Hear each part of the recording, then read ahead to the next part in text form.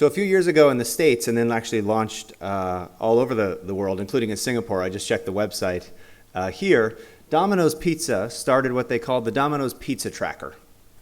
And it's a little bit hard to read, but if you look closely, you can see that what the Pizza Tracker does is you order your pizza online, and then they send you to the Pizza Tracker website where you can track the progress of your pizza.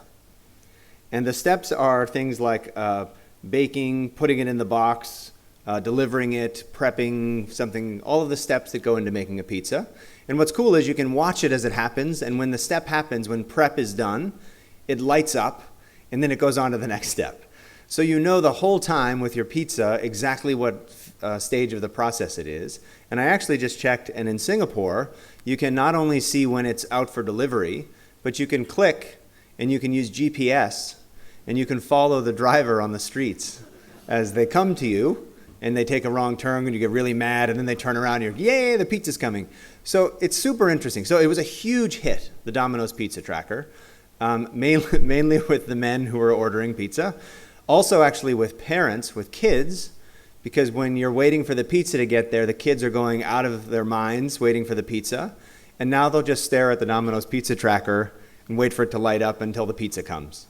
So for us, this is an interesting example of, again, what we call transparency, where a company is actually letting you see into the process of what they're doing for you. And what I like about the Domino's example in particular is that you're not really getting any new information.